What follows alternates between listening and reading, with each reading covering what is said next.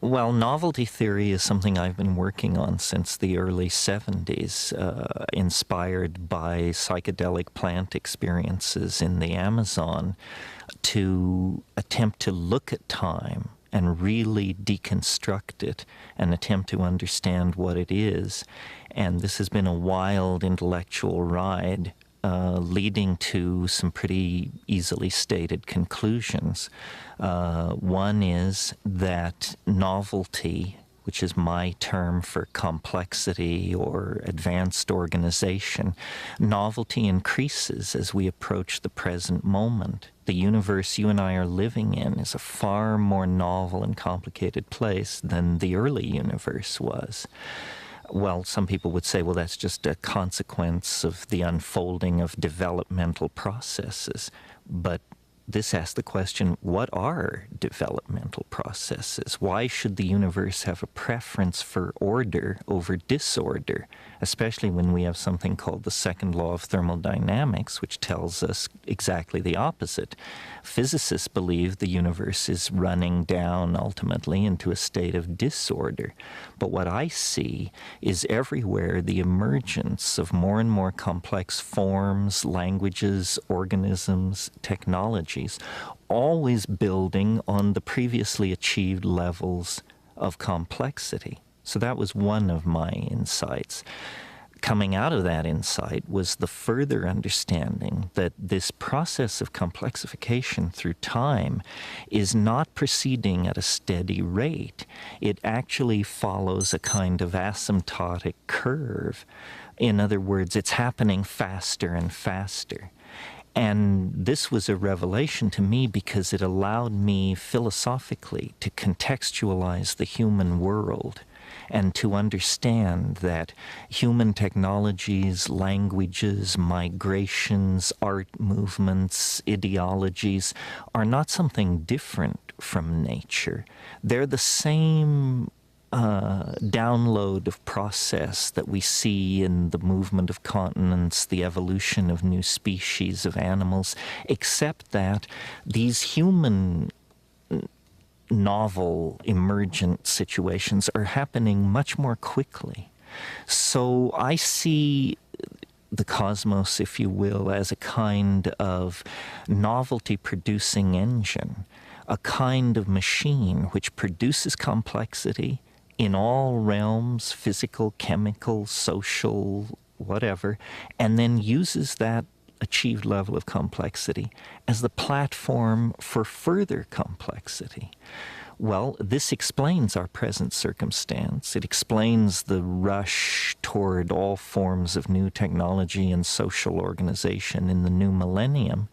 But you don't have to be a rocket scientist to understand that if the universe is complexifying faster and faster, a epoch, a time will come when this rate of complexification is occurring so rapidly that it will become itself the overwhelming phenomena in the world of three-dimensional space and time.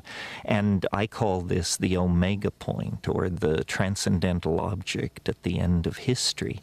And I believe it is not that far off, that with the emergence of global internet, a human population of several billions, an electronic noosphere, that we are now within the shadow of this transcendental object at the end of time. Our religions sense it. That's what gives them their apocalyptic intuitions.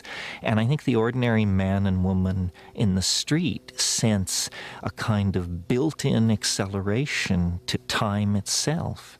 Well, rather than dismissing that or treating it as a psychological perception or something unique to our society, I took it as a basic perception about physics, and have built elaborate mathematically defined theories around this idea, and then have found, to my astonishment, incredible congruences with other work. I'm thinking of the Mayan calendar and its curious countdown-like quality toward an extremely unique event that the Maya felt would occur in the same time frame that my own equations predicted, even though at the time I was unaware of the Maya. So what we have here is a new model of time based on a very real intuition that I think most people share, which is that time is speeding up, that human beings are part of that process, and that the culmination of that process is now within the ven of historical time. In other words, I believe it will happen in 2012, in December, coincident with the same events that the Maya placed at the end of their calendar.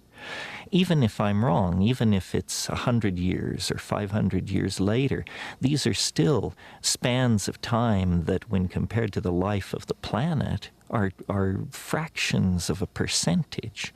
So whether you believe, as I do, that we can know the precise moment of this transformation of the world of time, or whether you believe it is simply coming soon and fast, really doesn't make that much difference. We are all gathered here at the end game of developmental processes on this planet. We are about to become unrecognizable to ourselves as a species. Our technologies, our religions, our science has pushed us toward this for thousands of years without us awakening to what the denouement would be. Now we stand close enough to it that I think all but the most lumpen among us must feel the tug of the transcendental and the transformative. I am very perplexed when you say that time is speeding up. As far as I can tell, such things as crystal oscillators, things which keep time, clocks, the relationship of the Earth turning to the calendar, the full moon, all of the things which are symptoms of our passage through time, don't seem to be throwing themselves out of kilter. So what do you really mean about time speeding up? Well, let me answer in the form of a question. Which lasts longer, 1,000,000 years in which nothing happens, or 10 seconds with 50,000 events crammed into it? In other words, really time is only experienced by the events which occur within it. And I maintain that the early universe had very little going on, and consequently, time moved very, very slowly. The character of time as we approach the present is that there are more and more physical domains and energetic domains in which change can occur. For example, the early universe was a pure plasma, a pure swarm of unassociated electrons. You didn't even have atomic systems, let alone chemistry, molecular chemistry, life, complex speciated life, and dynamically balanced planetary ecosystems. Each one of those more complex phenomena crystallized out, or emerged, if you will, from the previous systems that had come into existence. So when I say time is speeding up, what I mean really is that more and more is happening. More and more is happening. And if you ask the question, well, what would be the ultimate state of connectivity or of happening? It's when all points are connected to all other points. Somehow this concept of connectivity is intimately linked to the concept of complexity. And so really what I'm saying is that the universe is getting its act together. It's connecting the dots. It's bringing everything into co-relationship with everything else. And somehow it does this through the production of consciousness. Consciousness is this integrative function in biology which takes data which may appear profoundly unrelated, and in fact brings it into some kind of a congruent relationship. We say an organism coordinates a point of view. Well, in a way, what's happening over time is that the universe is coordinating a point of view. And as it does this, it becomes somehow more aware, more self-conscious, more being-like and less thing-like. And as I said, this process is not proceeding at a steady pace. It's proceeding faster and faster. More connectivity occurs now in a calendar year than occurred in 1,000,000 years, 1,000,000,000 years ago. So somehow, as we approach the present, we find ourselves in an ever denser realm of activity, interrelationship, connectivity, and the result of this is more of the same, producing a shrinking globe, ever more immersive technologies, dissolution of political, social, gender, and class boundaries of all sorts. So that's what I mean when I say the universe is speeding up. You know, before the advent of man, of human beings, the fastest changes on this planet of any consequence were genetic changes in the genomes of plants and animals. Well, biologists know that for a fruit fly to add a spur to its leg, for a bird to change its plumage, you need hundreds of thousands, sometimes millions of years of evolutionary time. With the advent of human beings using spoken language, a new kind of possibility was born. It's called epigenetic change. In other words, change which is not about genes, but which is about languages, customs, behaviors of human beings. Epigenetic change reaches its dramatic culmination in speech, writing, and communication of all sorts. And so the carriers of epigenetic change, the human beings, are automatically then the carriers of accelerated novelty. And so when you look at, let's say, evolution on a coral reef, and you compare it, let's say, to the evolution of political ideas in modern Europe, obviously modern Europe's rate of change in this domain is thousands of times faster. So by moving from the genetic to the epigenetic realm, we have vastly accelerated all kinds of processes. Now we appear to be about to move from the strictly human domain to the human-machine symbiosis domain. And of course, machines process information, make connections, and do their work at a rate thousands of times faster than any human being can work. So we see, again, a progressive acceleration of the process of creating and maintaining varieties of connectivity. And that's what I mean by time is speeding up. Your description of the process by which you developed the timewave theory. I understand, I read True Hallucination, so I understand it took you some years to kind of work it all out. Yes, in the Amazon, all was chaos and mythic revelation, but I knew that you couldn't bring that back as a scientific theory, and my bias has always been toward science. And out of these many intuitions and revelations, I discerned a thread which was about time. It began with a conversation with this Logos entity where it said to me, "Did you know every day is composed of 4 other days?" And I said, no, I not only didn't know that, it's never occurred to me. What a bizarre idea.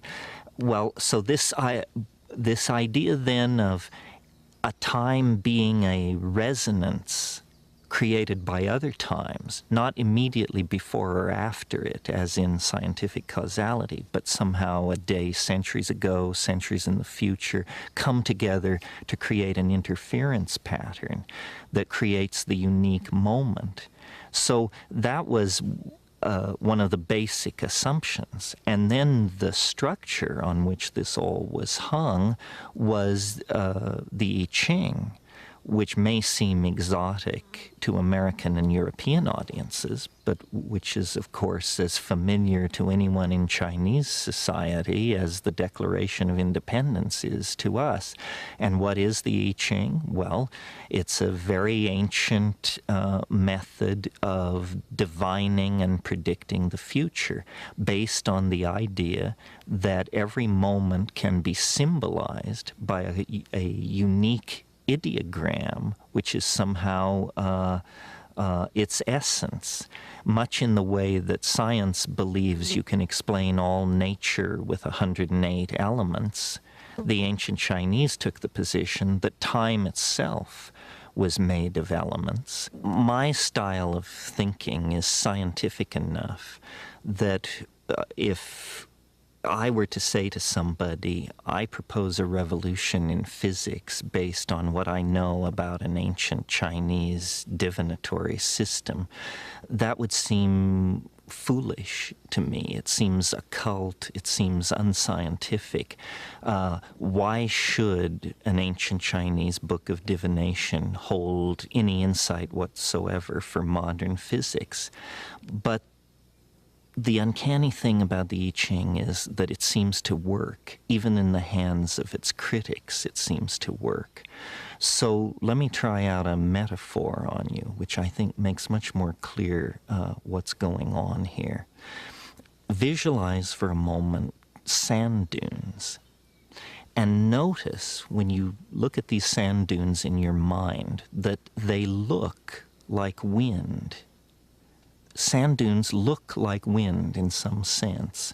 Well, then analyze the situation. What is wind? Wind is a pressure variant phenomena that fluctuates over time.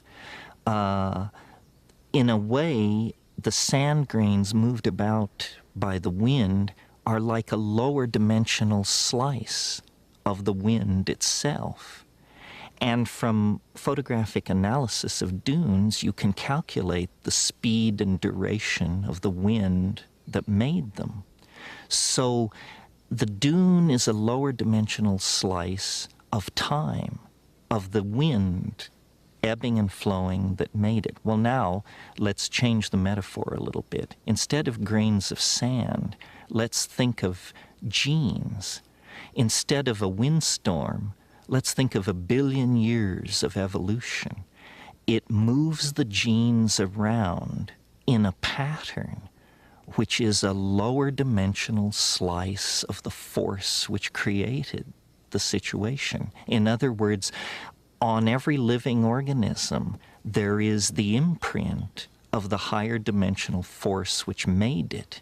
Now, somebody could say, well, that's God. Well, but in a scientific context, we don't speak like that. But whatever it is that made blind matter into whales, squirrels, and human beings, it left its calling card inside each human being, each squirrel, each whale. That's the DNA. Well, the DNA codons are based on a system of 64. Exactly like the I Ching. So my belief is that some group of people thousands of years ago looked into human organism, looked by meditative techniques into the center of their own beings, and they were not mystics, nor were they empiricists. They were simply curious. But at the center of the meditative experience, they saw an ebb and flow, an energy field that was in a constant state of flux. And they asked themselves, how many elements are necessary to describe this energy field? And the answer was more than 10, less than 1,000. More than 20, less than 500. And when they finally got it worked out, lo and behold, 64 situations are all the possible potential situations there are. Out of 64 subtypes of time, you can create everything from the coronation of Queen Mary to the resignation of Madonna out of 64 types of time. So really, what the I Ching is not a book of Chinese mysticism. It's a book of molecular dynamics that sees through biology to the physics that allowed biology to come into existence.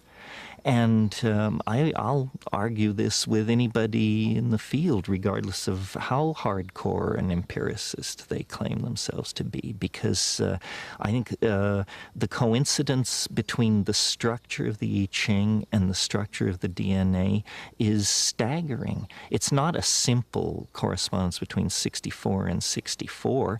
All the processes that occur in DNA can be easily modeled with the 6-line hexagrams that make up the I Ching.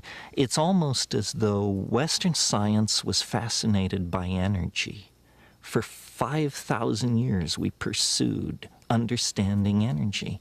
And this process ends with thermonuclear explosions in the deserts of the American Southwest. We can light the fire that burns in the heart of the distant stars. We know how to do that. That's what the Western mind achieved, political issues aside.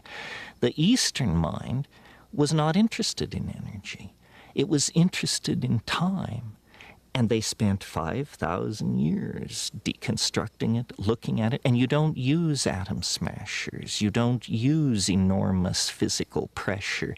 It's a different problem, and you bring different tools to bear. You meditate. You look inside yourself. You study the movement of water around pebbles. You consider the situation. You study history. In any case, the bottom line is, the people who pursued this understanding of time achieved as sophisticated a relationship to time as the Western relationship to matter expressed through our ability to trigger fusion and fission. So there's a great deal for us to learn in the West from these Oriental efforts to understand time, and it is not necessarily mystical. What I did was entirely mathematical. It's not transparent to a person who has not studied mathematics. But to a professional mathematician, it's utterly trivial. There's nothing occult about it. And I think true understanding can be communicated and formally described with mathematics. And that's what we have here. We're on the brink of a fusion of Western science with quote-unquote Eastern mysticism. Nothing mystical about it except that we call it mysticism. But the fusion of these two viewpoints is going to give us a complete understanding of the universe of space-time, matter, and energy. I want to go to this stuff about the strange attractor at the end of history. Right. I never ever, considered that notion that we are being pulled as opposed to simply just going on forever and ever. And that's for sure something that people are going to go, huh? Well, in the 19th century, if you spoke of nature having a purpose, you were thought to be anti-evolution. Because in the 19th century, there was great pain to eliminate anything like preformation or teleology or purpose or God, all these things that they were trying to eliminate from evolutionary theory. And until very recently in scientific thought, the idea has been that events are pushed by the causal necessity embedded in the events which preceded them. In other words, if you ask the question, what is the most important event in terms of, or moment in terms of shaping this moment, the answer would be the moment just before this moment, because it hands on the energy, the space, the time. Recently, mathematicians have evolved what they call the notion of attractors, or strange attractors in some cases. And these are processes where a dynamic is not pushed by causal necessity from behind, but it's pulled by a point in the future. You could almost say, for example, if you release a ball bearing up near the rim of a bowl, that its attractor is the bottom of the bowl. And the ball bearing will roll down to the bottom, then halfway up the side, then up the side in shorter and shorter cycles until it finally comes to rest in the exact bottom of the bowl. Well, from the point of view of the new mathematics, the bottom of the bowl is a basin of attraction, and the ball bearing has fallen under its influence. So I have always doubted that evolutionary theory without purpose, without teleology, could produce as complex a world as we see around us in as short a time, 5 billion years, as the life of the Earth. It seemed more as though these processes were not just wandering across a flat genetic landscape. They were the process of biological evolution was actually being channeled between high walls. In other words, it could move. It had some motion this way, some this, but its forward direction was inevitable. And this is the idea of an attractor, that what the universe is doing is it is under the sway of what I call the transcendental object at the end of time. And that is this domain of hyperconnectivity, that it would be perfect novelty. And all nature aspires for this state of perfect novelty. You could almost say that nature abhors habit, and so it seeks the novel by producing various kinds of phenomena at every level in biology, chemistry, and society. And so there really is a purpose to the universe. Its purpose is this state of hypercomplexification in which all of its points become related to each other, become what mathematicians call cotangent. And it gives the universe the feeling of being imbued with a caring presence.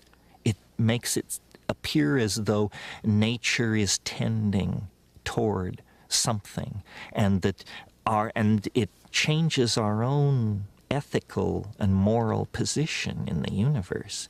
Because, you know, science tells us that we're the products of a cosmic accident. We're at the edge of an ordinary galaxy in an ordinary star system, and we're damn lucky to be here. And that's it. That's our place, a very existential notion of our place in the cosmos. But if you take this other point of view, that process is under the influence of an attractor, and that the value the attractor is maximizing is novelty, then suddenly, for the first time in 500 years, human beings are moved back to the center of the stage, because we are the most novel thing on this planet. We are everything biology is, plus technology, language, politics, philosophy, art, so forth and so on.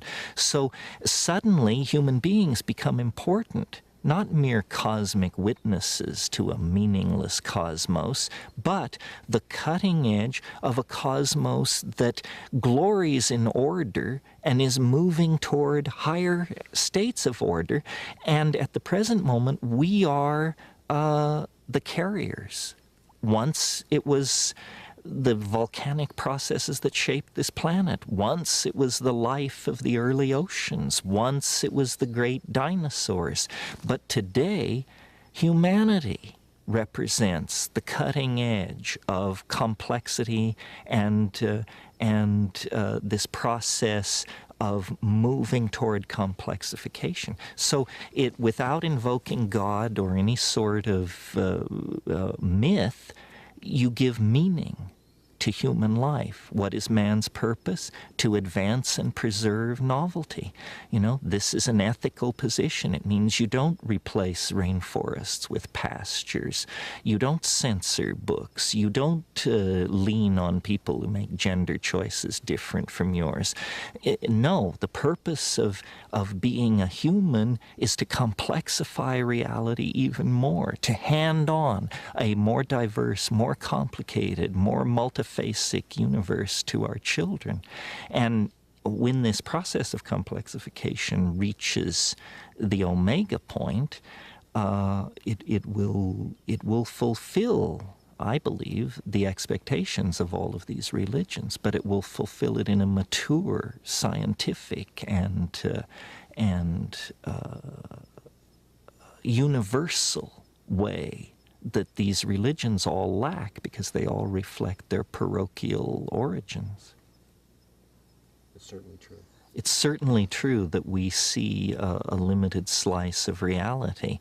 And your example from Flatland, yes, anything which moves as a gradient through time, we will not discern very carefully. I mean, for instance, this is why we have the science of economics, because it keeps track of the behavior of markets, which is something you can't see or feel, but which has become very important to human institutions. It's a fourth dimensional factor that we need to coordinate into our planning. So we've created an entire science to study the movement and behavior of markets. One of the things, I'm always trying to visualize what the concrescence would be like, even though I know that in principle it's probably not possible to imagine it. But several factors are on the horizon which I think can be brought together to sort of get a picture of what we're headed toward. One is, for some time now, we've been involved in building complex prostheses, which we call machines and computers. They are part of us. We don't perceive them as part of us because we identify with the flesh and exteriorize the fabricated metal. But in fact, they are a part of us as much as our political systems, our agriculture production systems, so forth and so on. So the animal body has reached the limits of its evolutionary abilities. A cheetah can run 75 miles an hour, an elephant can lift 3 tons, and so forth and so on. To go beyond those capacities of the animal body, you have to make a marriage with mechanical things. So we are extending ourselves through the machines. Well, one of the things that these machines do is they're time compressors. You know, you and I sitting here talking are operating at about 100 hertz. If we could be magically downloaded into a top-of-the-line computer, we would run at 800 megahertz. That means we could do 800 million more things in this moment than we can do when we're wearing flesh. So it may be that we will find a way to technologically stretch time, and this will become for us like a false eternity. You may have only 10 minutes left in your life, but it may be time enough to pack in all of human history from the fall of Rome to the present moment. So we are finding ways out of the three-dimensional Newtonian prison, which says, you know, life is narrow and confined and ends at the grave. And we're doing it by becoming information that is freed from material. And somehow this allows us to make this ascent to the next dimensional modality. Information is not time and space constrained the way we are. We talk about the difficulty of moving an object at the speed of light. Our entire planetary technology cannot achieve moving a marble at the speed of light. But we can move information at the speed of light. tetrabytes of it. We do this every day. So we see, we stand then like children at the edge of the ocean of information, and we're putting our feet in and wondering, could we swim in that? What would it be like to be wet in that? What would it be like to go into that new medium? A similar dilemma must have confronted the early amphibians as they stared at the land and said, could we leave the ocean? Could we go up into those places? Could we breathe air and actually make the transition to such a hostile and alienating environment as the land? And so these are major symmetry breaks. But in every case, the answer has been, you bet. And sooner or later, somebody did it, and then all succeeding generations have followed suit. What is fascinating about this particular transition is that we are conscious of the implications. We who will make the transition will, in some sense, some limited sense, understand its implications, where I don't think that was true for the animals that left the primordial ocean. They simply were behaving blind instinct and evolutionarily dictated behaviors. But the degrees of freedom accessible to us are so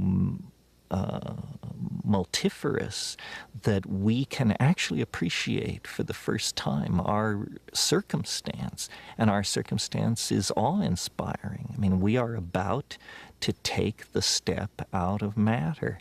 The planet is on a collision course with the most profound event it's possible to imagine, the freeing of organic life from the chrysalis of matter. For 1 billion years there's been life on this planet, but never life that could step outside of matter. But this is obviously what's in the cards, and we are privileged to be central to that event. You just said we're moving beyond matter. I just can't imagine what you mean. Can you try to talk a little bit more about that?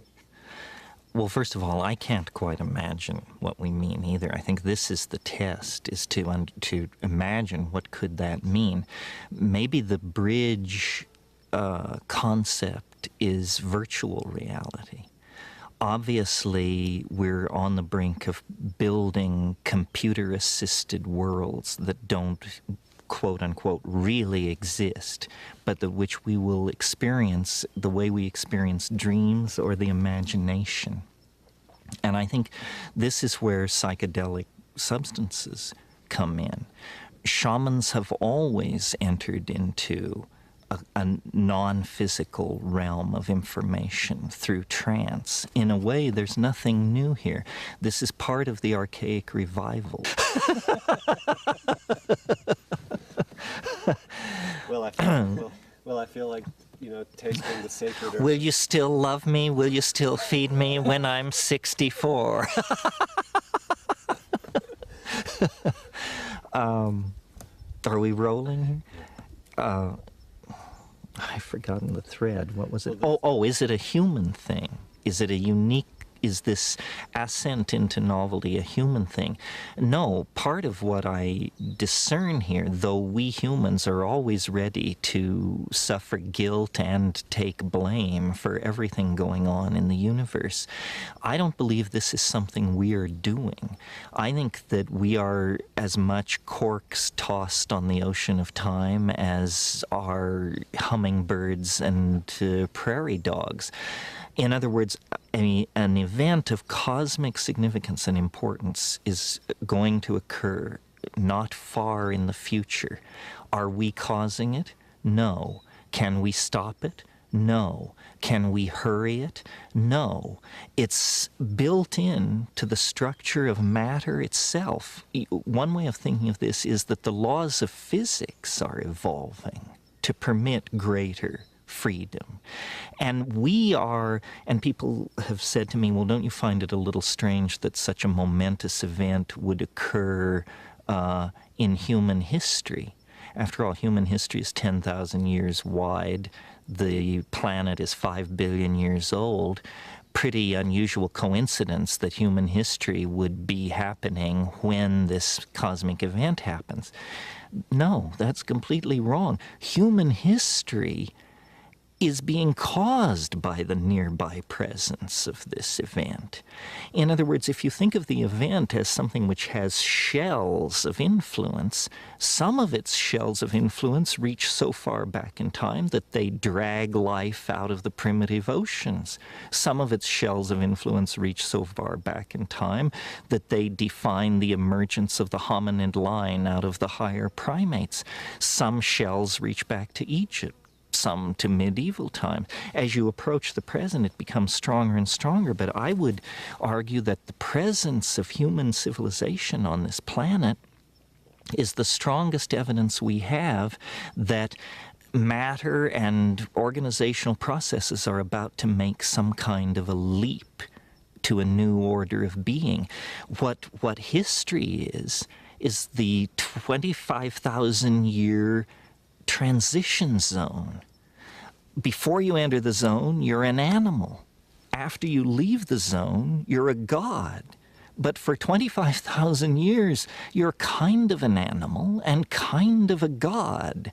And you're constantly being swamped by your animal nature, and then great teachers are appearing and dragging people back to the right line. And we are schizophrenic in history. A friend of mine once said, history is the shock wave which precedes the eschaton. And I absolutely believe that. And I believe as historical processes intensify, it's reasonable to believe that we are ever closer to the eschaton. If my ideas seem strange to someone, I ask them, can you imagine this planet in 500 years? Given the propagation of ordinary historical and scientific rates of unfoldment and discovery, can you imagine this planet in 1,000 years? No, no one can imagine that, because processes are now in play which so totally rewrite the script that no one can imagine 100 years or 200 years in the future, because the discoveries which will be made in that span of time will so totally rewrite the human experience of itself and the environment that we cannot see deep into the future. And this indicates to me that the future is exploding in an asymptotic unfoldment into a kind of cultural superspace. And our own bafflement at the impossibility of conceiving any real future given the political and social and technological forces in play is proof of that. Before we go farther, I'd like you to attempt to give me a definition of concrescence and eschaton. Well, let's go backward. Eschaton first. Eschaton is a good word out of theology. It simply means the last thing. The last thing is the eschaton, and it is everything become one thing. For theologians, it's God. For somebody of a more materialist bent, it might be something else. But the eschaton is the last thing. Eschatology is the study of the time of the last thing. Now, what was the other word? Concrescence. Concrescence. This is a little trickier concept. I took it from Alfred North Whitehead. Concrescence is the idea of something that grows together. It concresces. It becomes more dense, more connected, more defined in space and time. And when I talk about the transcendental object at the end of time, or the coming of the eschaton, or hyper-novelty, I mean that the process of the human and biological concrescence of intent reaches some kind of maximum. Concrescence is the end of the process of becoming. Becoming is not true being. True being exists at the concrescence. The kind of being we experience, becoming, is a partial state of being, much like history is a partial state of concrescence. History definitely places us outside the world of biological intent, the animal mind, but history does not bring us into the presence of the eschaton. It's a partial process, and concrescence is what waits at the end. The eschaton is the concrescence. But we really can't have any way of knowing what that is, that experience of that is going to be like. No, and the reason why is because asking that question is like asking a man looking east at 2 a.m. to describe the coming sunrise. He can't, because it is literally over the event horizon of the future. And when we look into the future, we see that the east is streaked with rosy dawn, but we cannot conceive of the day that is about to come. All we can see is the dim glow of some kind of eschatological promise. Ask me this question in 2010, and I'll have a different answer. Back to this issue of physics and your description of the two things which are left out of their models. The way that you describe it is so self-evident and simple. The complexification, the further away that you get from the Big Bang, and the fact that everything is, the complexification is speeding up. Would you talk just a little bit about the relationship of those observations to the world of the physicist and their efforts to define reality, and why they're not using, including in their models, these aspects that you're pointing to? The main reason they aren't friendly toward a model... Main physics. Well, the main reason physicists are not friendly to a progressive concrescent model like this is because you would have to give credit to biology for being a stage higher than chemistry, and you would have to give credit to human history as a stage higher than biology. And physicists study physics. If you study physics, there is no biology. You don't have to deal with issues of biology when you study physics. I mean, there is something called biophysics, but it's not well received in physics or biology. So physicists tend to discount biology. Even though life on this planet is 4.83 billion years old, physicists just discount it. They call it an epiphenomenon. Well, then when you talk to sociologists, they give no credit to physics. Science has compartmentalized nature in order to analyze it, and there is no theory of nature as such. And that's really what I'm offering. I'm offering a theory which covers physics, chemistry, geology, biology, sociology, linguistics, the whole thing. In other words, not saying man is some special category, not saying that we need artificial divisions, but that over the entire domain of known phenomena, this tendency to complexify through time, A, and B, faster and faster, can be discerned.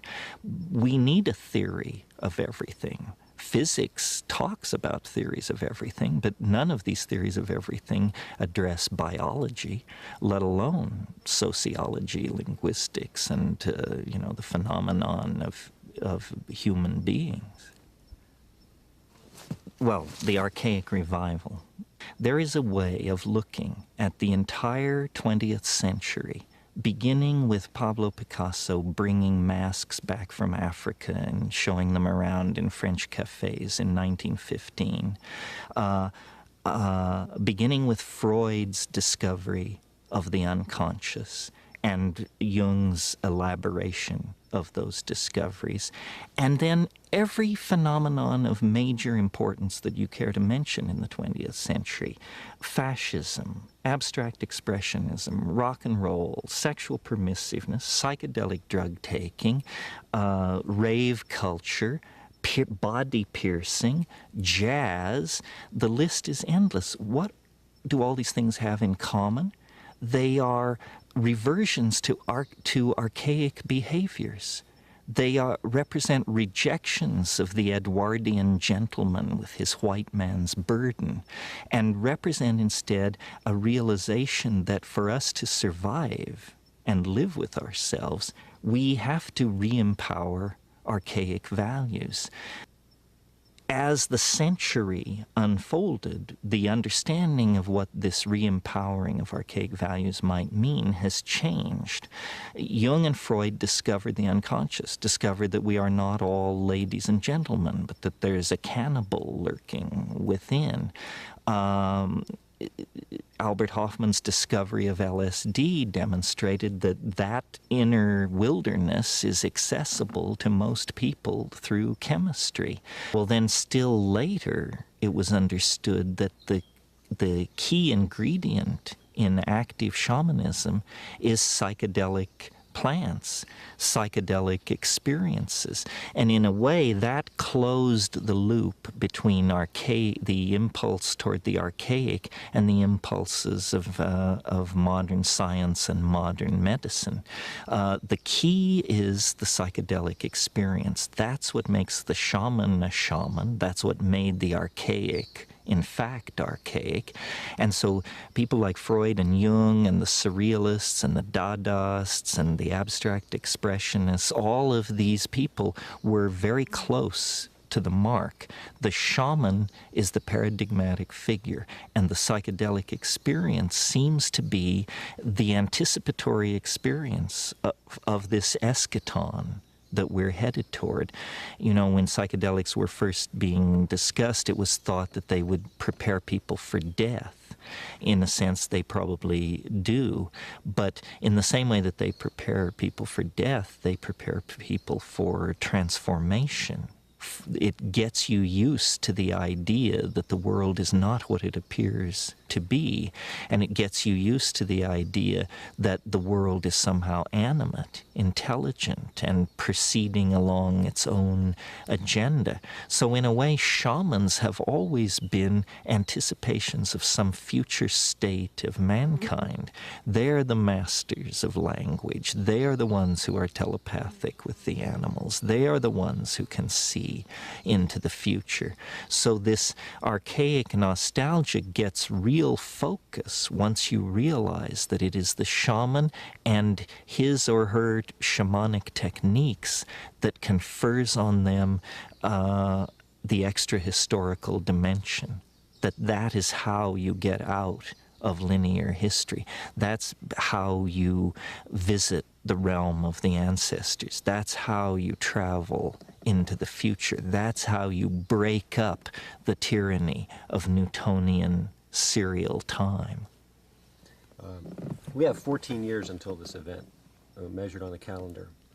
And, you know, a really common, ordinary way to describe the times that we're living in is that they're very, very chaotic, filled with acts of unspeakable evil, and at the same time, there's this sort of buzz and thrust of optimism.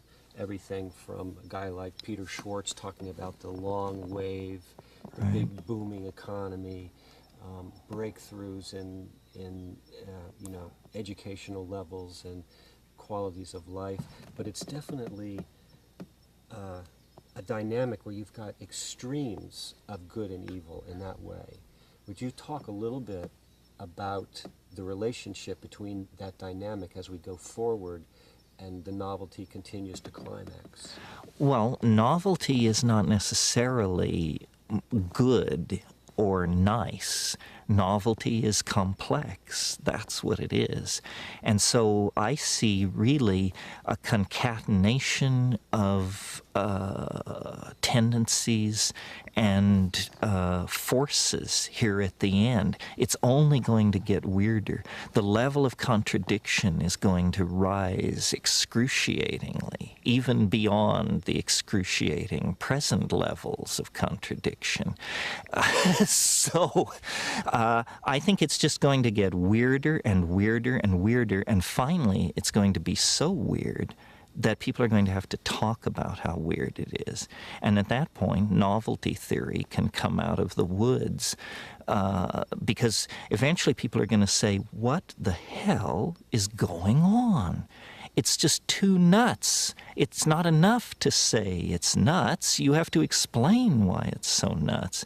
So between now and 2012, the next 14 years, I look for the invention of artificial life, the cloning of human beings, possible contact with extraterrestrials, possible human immortality, and at the same time, appalling acts of brutality, genocide, race baiting, homophobia, famine, starvation, because the systems which are in place to keep the world sane are utterly inadequate to the forces that have been unleashed. The collapse of the socialist world, the rise of the internet, these are changes so immense, nobody could imagine them ever happening. And now that they have happened, nobody even bothers to mention what a big deal it is. The fact that there is no such thing as the Soviet Union, people never talk about it anymore. But when I was a kid, the notion that that would ever change was beyond conceiving. So the good news is that as primates, we're incredibly adaptable to change. Put us in a desert, we survive. Put us in the jungle, we survive. Under Hitler, we survive. Under Nixon, we survive. We can put up with about anything, and it's a good thing because we're going to be tested to the limits. The breakdown of anything, and this is why the right wing is so alarmed, because what they see going on is the breakdown of all tradition, all order, all sanctioned norms of behavior. And they're quite right that it's happening, but they're quite wrong to conclude that it should be resisted or is somehow evil. The mushroom said to me once, it said, this is what it's like when a species prepares to depart for the stars. You don't depart for the stars under calm and orderly conditions. It's a fire in a madhouse. And that's what we have, the fire in the madhouse at the end of time. This is what it's like when a species prepares to move on to the next dimension. The entire destiny of all life on the planet is tied up in this. We are not acting for ourselves or from ourselves. We happen to be the point species on a transformation that will affect every living organism on this planet at its conclusion.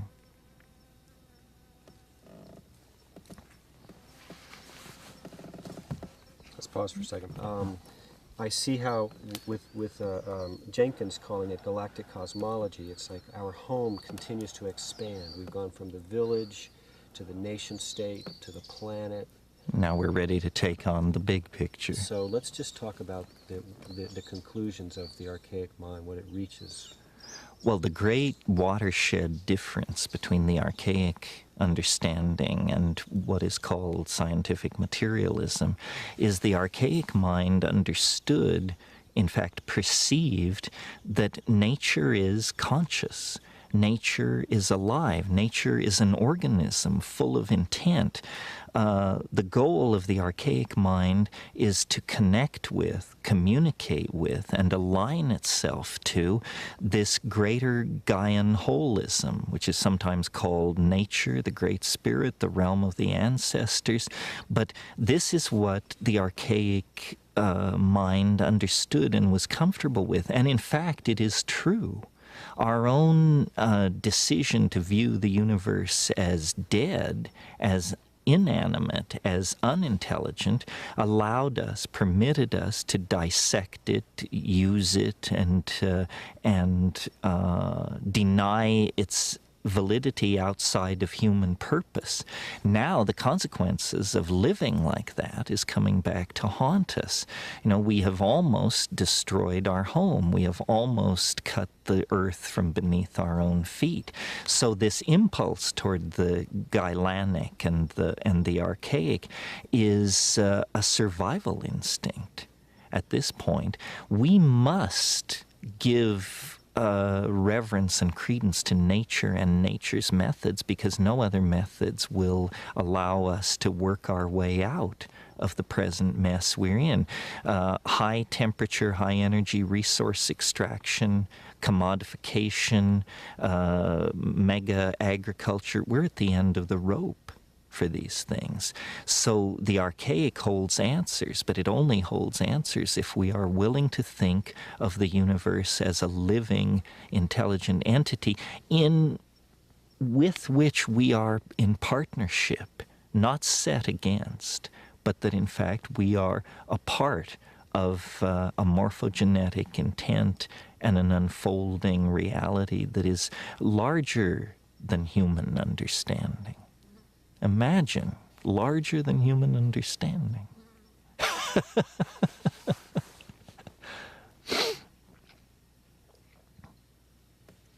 So the whole entire Milky Way galaxy is a being? Well, it's an organism, yes. And the galaxy is a kind of an organism. You can think of it as a fractal resonance with a cell. The galaxy has a nucleus of very dense material where very mysterious processes are going on. Then it has a cytoplasmic envelope of stars and gas clouds that surround that core. And then it is an individual, very distinctly defined by the vast emptiness that lies between it and the next galaxy. Yes, I think nature builds by fractal intent, and that all organisms have a core and then a deployed surround, whether we're talking about the cell, the solar system, the Earth, the galaxy. In the process of the conservation of novelty, structures are created with cores that are more complex than their outlying neighborhoods. To my mind, a galaxy hanging in space is a picture of the time wave. Every star is a data point in an enormous computer simulation of the novelty wave. That's why it has that spiral structure. You know, scientists are very puzzled that the galaxies don't fly apart. They don't seem to have enough mass that their gravitation should hold them together. And there's been a lot of talk about dark matter or some missing factor. Well, the missing factor is novelty. The galaxy stays together because the galaxy wants to be a galaxy. In other words, it wants to hold on to the level of novel morphology that it has achieved. It has an actual appetite for expressing itself in that form. That's why the galaxies are spirals. And in a sense, those spirals are very large pictures of the time wave where we can at last see it not confused with its background or foreground. So everything organizes itself fractally, spirally, with a dense center in its spatial domain and a dense center in its temporal domain. We are like this. Galaxies are like this. Planets, stars, bird flocks, coral reefs. But in the case of the galaxy, it's particularly easy to observe the structure because the thing is so huge that its forces dominate and damp out other forces which might distort it.